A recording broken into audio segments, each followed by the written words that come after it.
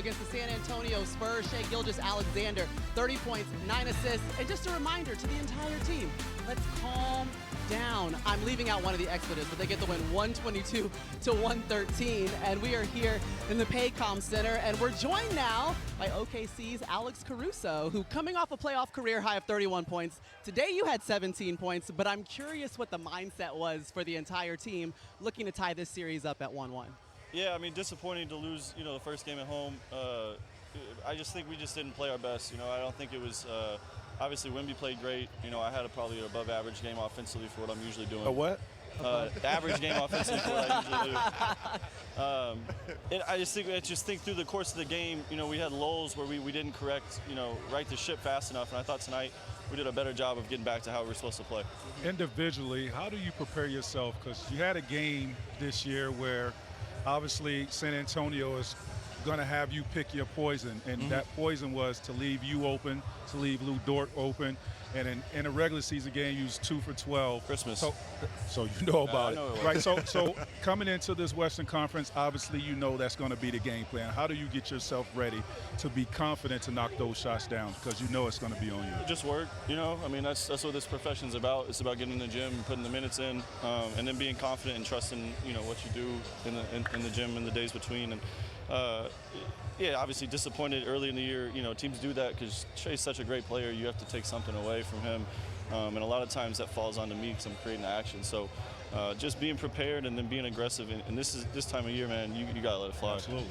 We know about your preparation, and you're willing to take on the challenge of anyone. What was your team's adjustment coming into Game 2, without giving away all of your secrets, but what was the big adjustment for you guys to pull off a win tonight? Yeah, I think just being sharper with the stuff that we talked about before Game 1. There's just some stuff defensively where we were behind the play, and then all of a sudden, they're a good team. They got great players, and when you give guys advantages or you try to play behind them defensively, they're going to score and they're going to create challenges for you. So I think defensively trying to stay ahead of it, and then offensively, trusting what we did. We got a lot of great shots in the first game. Some that didn't go in. Some other stuff, I think like Hart rebounded his ass off tonight. Yes, he did. He really, late in the game, both ends created more possessions for us and stopped them from getting some. So, just little things through the game. With your leadership and your experience on the road, winning on the road, winning in a hostile environment like San Antonio Spurs Stadium or arena, how do you prepare, and what do you say to your young guys on the team who are going into this environment, that this is a different environment now that the Spurs is playing the way that they're playing? How do you get them to shift their mindset differently than you are here on your own home court? Yeah, I mean, luckily a lot of these guys got a little taste of it last year with playing in Denver, Minnesota even. We lost by 40 in the one game we lost in Minnesota, even though we won in 5. So, there's plenty of lessons for us through that playoff run last year. And again, just reiterating stuff. You got to be connected. You got to have, almost amnesia with good plays for them. Block out the noise and focus on what matters, which is like the basketball part, like executing, making sure that you're competing at the right level, and then just understanding it's going to be a fight. One thing we talk about your team all the time is the depth, and you got a lot of it. How do you guys manage it and keep the chemistry, maintain it throughout an entire game? And we saw completely different lineups, more players on the floor than we saw in Game 1. Just walk me through how you guys manage that as a team. Yeah, I mean, iron sharpens iron. Through the course of the season, depending on who's in, who's out, who we're playing, we got different guys in different lineups that can, be beneficial for us. And all of our guys are hungry. They all want to win if they haven't been here before, and if they are, we want to win again. And whether that's personal achievements or team achievements, there's things that, for a lot of them, they're still at the beginning of their careers, right. So there's plenty out in front of them to go get. So we just do a good job of just being very competitive day in, day out. Hey, you're from College Station. You went to Texas A&M. Is that 3 hours away from San Antonio? Yeah, it's like 3 and some change. So how much family's going to be at the game? 245. Yeah, a lot. 245. I did the math. I got 2 hours 45 minutes. Oh no, I thought you said 245 family members. Oh, that's expensive. I got a lot of friends in Dallas. I got everyone. They're not all going to be able to come, but okay, I'll be there. Okay, one more question. Matters. Yeah. Guarding Wemby. You took that on Game 1. Yeah. Just talk us through what it's like. Yeah, it's a lot easier for me when he stands on the three-point line. Obviously, late in the game, they started to play him like a post player, and he got a couple of advantages that we just got a little uncharacteristically, antsy, trying to do too much. And you give him a crease inside 10 feet, it's just a dunk. So just trying to work early, and I thought Hart did a good job of being physical and working early tonight. And then, when we had chances to put guards on him on the outside actions, I thought we did a pretty good job. Yeah, well, we appreciate you stopping by. Alex Caruso, he was early like he should be, okay? Back-to-back games with at least 15 points for the first time in his playoff career. And I guess we will see you in San Antonio, buddy, with however many family members decide to show up. 245. I'm expecting 245 in the 8. Way to hoop, man. Yeah. I just need the golf courses when we come back. You already know. I already told you. So OKC gets the issue, certainly for the San Antonio Spurs, is over the last 2 games, they've had 44 turnovers. By the way, Stephon Castle, he's had 20 of those. That's the most since the stat was actually tracked in 1977 and 78 in 2 back-to-back playoff games. So that's something that they can clean up for sure. Obviously, Shea has a better game with those 30 points and 9 assists. And Wemby coming off being the youngest player ever to have a 40-point, 20-rebound game, a little bit harder to get to his spots here tonight. Let's talk about what you guys thought changed for Wemby in Game 2. Well, I thought the pressure and being intentional on being physical with him, pushing him out, making him work for everything. He looked tired tonight, right? Honestly, playing 49 minutes in Game 1, he really looked tired tonight. You could tell he's struggling a little bit. But I thought Hartenstein did an amazing job on applying the pressure, making him work for everything, wearing him out, because he played 49 minutes. And I just thought his strength, his brute strength in pushing Wemby kind of really enhanced that a little bit more. So great game plan, rightfully so. Yeah, the physicality for me is what I thought wore him down while he was tired. Constantly fighting, trying to block shots while an arm being held, trying to get rebounds, trying to get position, while going on the other end, defending, so on and so forth. So, the game plan was just that. If Wemby's going to be dominant, he's going to have to find the energy to do so while being hit around, knocked down with the physicality. And I think they figured something out tonight where it wore him down to where it just wasn't enough. He couldn't get it done. Mm-hmm. And I think Wemby hit them first in Game 1, and they didn't have a chance to kind of hit back. Game 2, I thought OKC from the jump had a game plan. Shout out to Coach Dago, too, for making those adjustments and showing Wemby those bodies, but also going back to Isaiah Hartenstein right, and saying, this is your task, this is your assignment. And he stepped up to the task today. They had Wemby, again, frustrated out there, trying to figure out ways to get through the defense, ways to figure out the adjustment. But San Antonio hit first, OKC hit next. 1-1. Now we go back to San Antonio. Now it's a series now. This Game 3 is a major game. Yeah, hey, we keep talking about it, but it's just the 7th time it's ever happened. We got 2 teams with at least 62 wins in the regular season, so we know it was going to go blow for sure. Y'all talked about Isaiah Hartenstein. He played 27 minutes in this game, only 12 in Game 1. Also, injuries did impact the game. Dylan Harper, we saw him go out about 4:50 left in that second quarter. J-Dub plays 7 minutes and 18 seconds. Remember, didn't come in during the second quarter and didn't return to the game, dealing with a left hamstring injury, so we'll keep an eye on those things. But you challenged Chet before this game, so let's talk about what you saw from him in Game 2. Yeah, so I thought he was a little bit more aggressive today, right? And they needed that with down. And here's Chet right here on the defensive side of the ball, just being aggressive, right? Keeping Wemby in front to contest that shot right there on the block shot. And here, floor spacing, confident, knocking down a 3 right there. Right here, right? Wemby has his eyes on the ball. He creeps behind the defense, gets a wide open alley-oop right there. I just thought his activity was a little bit more with pace today, with the Euro and 1.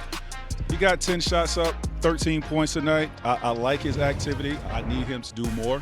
J-Dub is out, so he's going to have to do more in Game 3. But it was a good start after, such a pedestrian game in Game 1. 8 points in Game 1. And by the way, we saw a little bit of motion. There was like one play. He gave us the usual Chet swag we were kind of used to seeing. That's what we were talking about in the locker room. Like he got a play, and then he just walked to the free throw line, no emotions or anything. Then he got a big play, and we wanted to see the emotions. We wanted to see that. That's who you are, Chet. Don't let nobody take that away from you.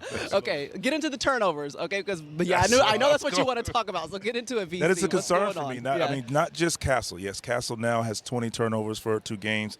43 turnovers in 2 games is a concern, because if you're going to play against a championship squad like OKC, I'm not going to say you have to play perfect basketball.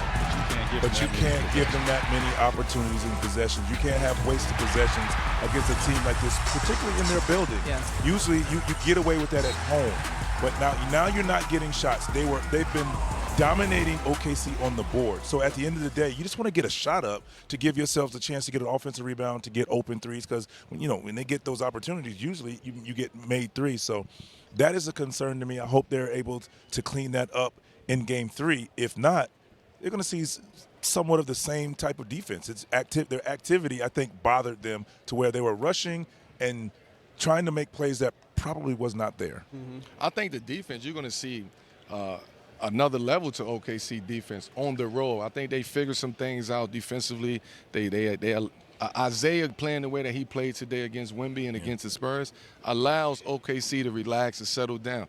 Chet, his pickup point, right? He was picking up Wemby almost at half court at the hash mark. So for him not to let Wemby get a full head of speed, size you up, and do anything he want to do, I thought Chet made a great adjustment when it came to just picking the pickup point with Wemby when he come down the court. Listen, a big difference in the game, like you said, Chet, the way that he stepped up and the way the Spurs have turned the ball over. They've given up 55 points off of turnovers so far through two games, in this series. All right, Mark Dagnall, he's the guy who made the adjustments. There you go. He's the coach. Say it. Dylan Harper left the game in the third quarter, and also De'Aaron Fox missed the first two games of this series. But Game 3 coming your way as the series is tied 1-1. We're headed over to San Antonio. That'll be coming your way on Friday at 8:30 Eastern on NBC and Peacock. We can't wait to get there. It's going to be another fiesta night for us.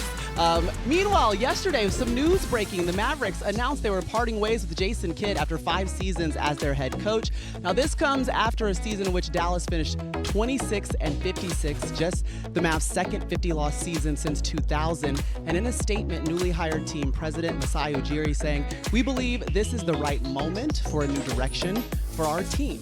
Let's take a look at the last 5 seasons for Jason Kidd. He led Dallas to the playoffs twice, including a finals appearance in 2024, but they missed the playoffs in each of the last 2 seasons. So my question for you guys is, one, did you see this coming when you knew that Masai was hired, and what do you expect to happen now moving forward for Dallas? No, I didn't see this coming, but I'm not surprised. When you get in that position, you want to bring in your regime, you want to bring in your staff, because this is a new direction that you're trying to take the organization in. So not a surprise, but when you look at Masai's history, he's been building teams to win championships, and he has a cornerstone in Flag that he could work with. Now it's like finding that coach that can come in and put a system together, put a coaching staff together to get behind them and see if they could build for the championship.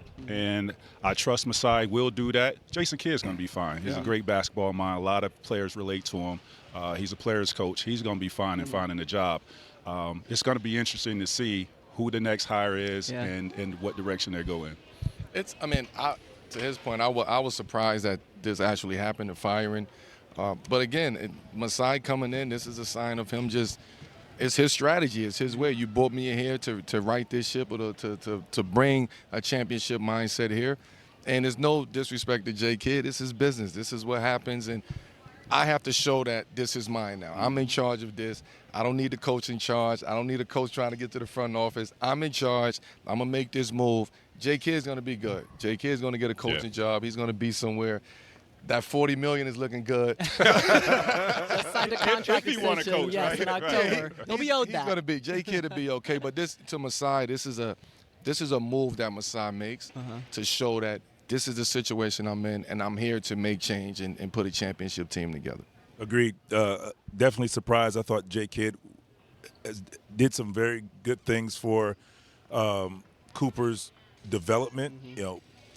They were both put in the fire in the beginning about putting him in the position he did. Well, at the end of the season, we got to see his growth to becoming, obviously, Rookie of the Year. J. Kidd historically has just been great for young guys and for teams. And, like you both said it best, and I'm just kind of reiterating it. Masai coming in said, hey, I want to give us a new look, a new direction. And I think he has to get this right. Yeah. He has to get this right because right now, Cooper is ascending, and he's playing with a lot of confidence. So now the coach that comes in has to continue developing him to now making him a perennial all-star. Yeah. But also, can I say something? Which with J. Kidd and Cooper, right?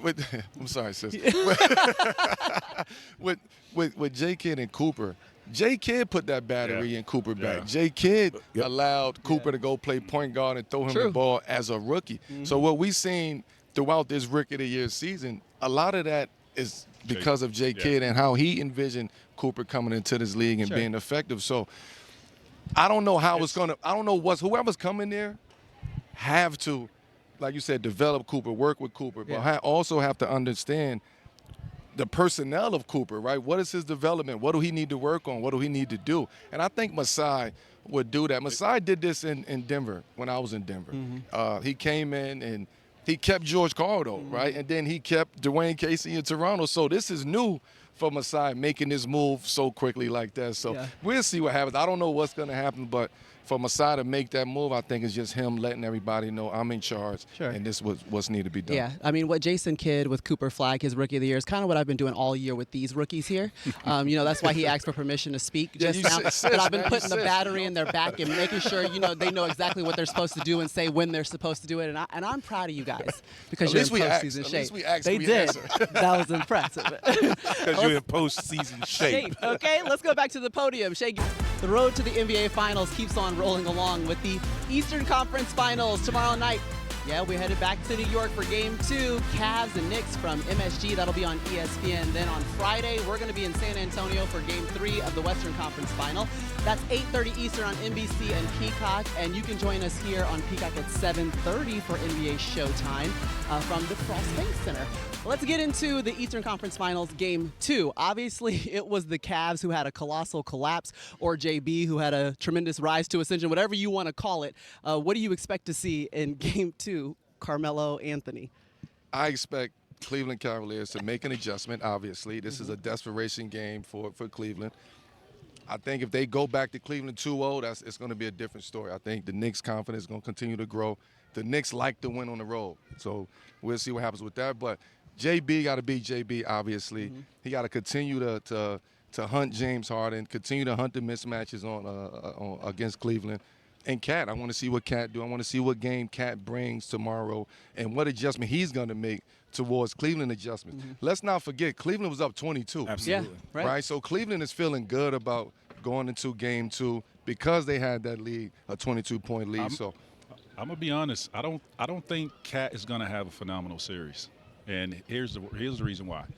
Because you got two guys that are mobile, long, right? And for Cat, he has to have that separation. He can't get separation from these guys unless Mike Brown comes up with, you know, some schemes where they could get him off his body. But these guys are long, lanky. They alter shots, and for Cat, you know, it's can he get 2 feet in the paint and finish over these guys? I don't think he can do that. But can he be a floor spacer, right? So we talk about things that we wanted to see from Cat and during the season, Evan Mobley, Jalen Duren. What is Cat's adjustment in this series?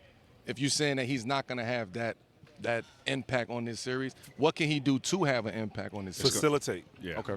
I think facilitating early, getting guys going, where now that big either has to get up to allow easy passes. That's what I was about to say. He's going to have to get up to not allow those easy passes. Yeah. Now you take advantage of that when he gets up, put the ball on the floor, be aggressive, and do it when he does to draw fouls. Yeah. That's one of the, I think, adjustments, or that's one of the ways he can kind of get himself in it. But early, Cat just has to be patient and just let it happen when it's time. When it calls for it, be aggressive. And I think that's one of the toughest things to do when you have success and you know you can score the ball, but like – that's the thing. A good defensive team is taking that away. That's what happens in the playoffs. Well, what works for you is you've gotten other guys going. Yeah. If they get going, it will eventually open up for you. But I also want to see Shamet. I want to see Landry Shamet play a little bit more earlier in the basketball game because he spaces the court. You have to pay attention to Landry Shamet out there. And if Cat, you're going to be a passer in Game 2 or in this series,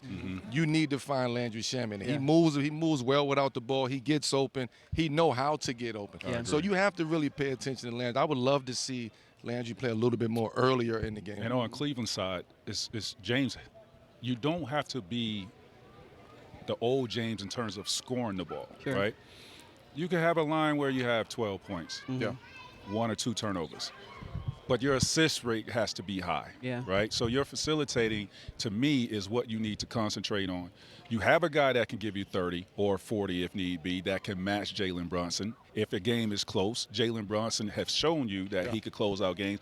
But so has Donovan Mitchell, right? So I look at game 1. They can't have a replica of that. Yeah. James Harden has to take care of the ball first half, pretty much all game, and then leave the scoring to Donovan. He cannot be deferring late in that game to James Harden. He cannot be doing No that. fourth quarter meltdown. No. You can't be up 22. Shooters shoot, game, Strus, those guys, they have to shoot. We Keep gotta going, keep going. They want us to go. Keep going. No, close it I out. also think a tendency adjustment needs to be made because JB was able to get left. When he's blowing by, he either gets points or open threes. Don't be giving the recipe. VC, come on. Don't be giving the recipe. said I'm Maria, back. take us home. Take us home. Vince said I'm It's back, time to go, and I'm man. getting It's the time to last go. word, Go okay? ahead, sis. Vince, Close us great out. to have you back here for game Time to 2. go. Oh, sorry it couldn't be an overtime game. Ready? Appreciate it. Yeah. Hey, listen, Shai Gilgeous-Alexander with his cousin Nikhil Alexander Walker.